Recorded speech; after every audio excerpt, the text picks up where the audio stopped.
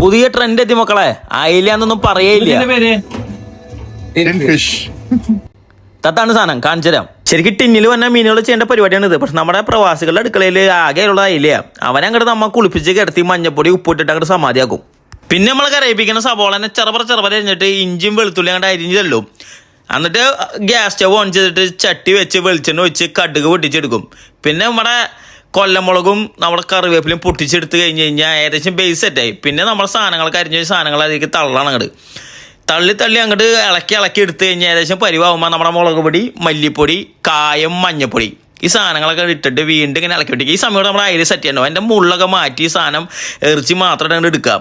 മൊത്തം എടുത്ത് കഴിഞ്ഞാൽ നേരെ നമ്മുടെ ഈ മസാലക്കുള്ളിലേക്ക് അവനങ്ങോട്ട് തള്ളാം.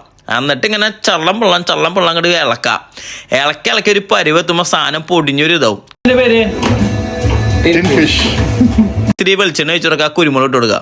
ഇടയ്ക്ക് ടേസ്റ്റ് നോക്കിയപ്പോൾ മനസ്സിലായി അയിലൊന്നും പറയില്ല. ആ മാതിരി ലെവലിലേക്ക് സാധനം മാറി. അതായത് ടിന്നിലൊക്കെ വരുന്ന മീനുകളുണ്ടല്ലോ, ആ സാധനങ്ങൾ ശരിക്കും ഇങ്ങനെയാണ് ചെയ്യേണ്ടത്, വേറെ ലെവലിലേക്ക് കൊണ്ടുവരാം. അപ്പം നമ്മൾ നമ്മുടെ സ്റ്റൈലിലേക്ക് നമ്മുടെ ചട്ടി വെച്ചിട്ട് പൊറോട്ടയോ ചപ്പാത്തിയോ ചോറ് എന്താണെന്ന് വെച്ച് കഴിഞ്ഞാൽ കയറാം. അങ്ങോട്ട് വലിച്ച് കീറി സാധനം അങ്ങോട്ട് ഇട്ടിട്ട് അങ്ങോട്ട് വായിക്ക് തള്ളാം. ഞങ്ങൾ കഴിച്ചിട്ട് ഞങ്ങൾ സൂപ്പറായെന്ന് പറയാൻ അർത്ഥമില്ലാത്തതുകൊണ്ട് നിങ്ങൾ ഉണ്ടാക്കിയിട്ട് നിങ്ങൾ സൂപ്പറാന്ന് പറഞ്ഞോളൂ. പരിപാടികളൊക്കെ ഇഷ്ടമെങ്കിൽ ഒന്ന് ഫോളോ ചെയ്തേക്ക്.